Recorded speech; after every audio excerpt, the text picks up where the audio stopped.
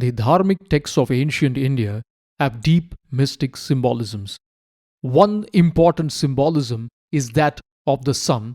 We will see how the simple symbolism of the sun got corrupted and how this corruption set a chain of events in motion that changed the course of history. In the Dharmic texts, Surya, the sun, is also called as Vivaswan, the sun god. Apart from being a representation of the sun, Surya is also a deva, a celestial. Now, Surya, Vivaswan, gives birth to Vaivasvata Manu, the progenitor of all humankind in this Manvantara. The Manvantara is a cyclic period of time in Hindu cosmology. Now, another offspring of the sun was Yama, the lord of death and the judge of all beings after death. And this is very interesting and very important. The sun is the progenitor of two beings. One of his sons is Vaivasvata Manu, the progenitor of all humans, and the other is a judge of humans after death, Yama. The sun also has another progeny, Shani, who is an offspring of the sun, and he is a representation of Saturn. Ancient Egyptians too venerated the sun as the sun god Ra.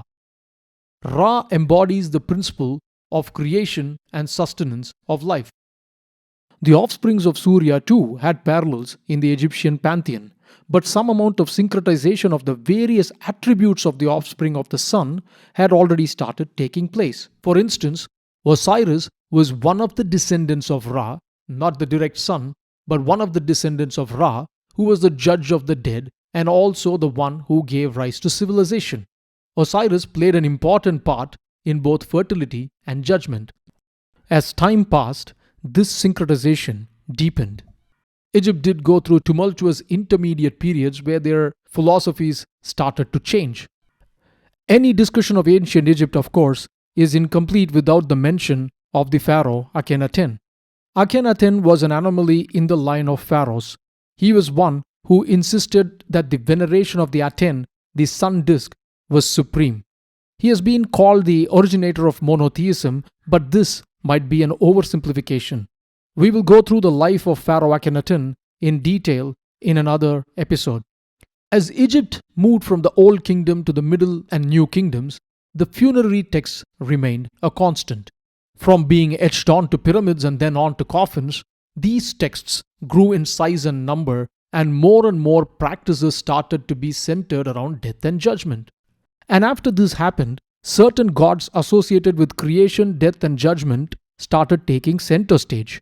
And soon, these powers were syncretized and attributed to one single external entity.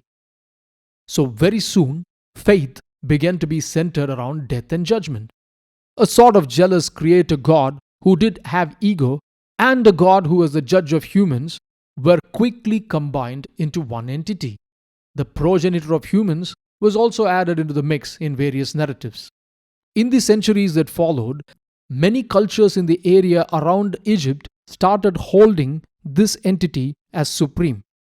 Because this misunderstanding led to the emphasis placed on an external entity whose qualities were creation and judgment, this shaped major forces that would continue on to the centuries after. Materialistic kings and religious authorities understood that fear of judgment and greed of heaven was a better way to make the general population do their bidding. For kings, this was a simple ideology to sell to the subjects. Fear and greed were potent driving factors in the material world.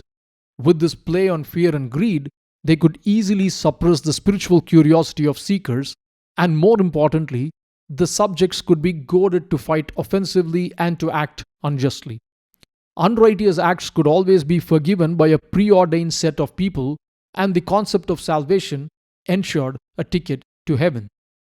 Dharmic concepts like karma, reincarnation, and an infinite inclusive monistic God energy were erased out of the collective consciousness, because these concepts would strengthen personal responsibility and reduce the illusory sense of material identity to a particular group. This would in turn strengthen the innate spiritual curiosity of humans. So, what actually is the metaphysical symbolism of the sun and the moon? In the metaphysical concept, specifically when used in ancient Hindu Dharmic texts, The sun symbolizes the supreme absolute, the infinite consciousness. The moon has often been compared to the mind, but it is not as simple as that. The moon symbolizes the self, the Atman, the Jivatma to be precise, which is cloaked by the manas, the mind, buddhi, the intellect, and ahamkara, the ego. And cloaked by all these, falls under the maya that it is separate from the supreme absolute. The sun is the source of light.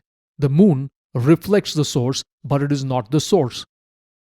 The moon waxes, becoming full, and then wanes, disappearing into nothingness, only to re emerge and continue this cycle. The sun, on the other hand, is constant. A verse from the Surya Upanishad dedicated to the sun states both these aspects in one verse.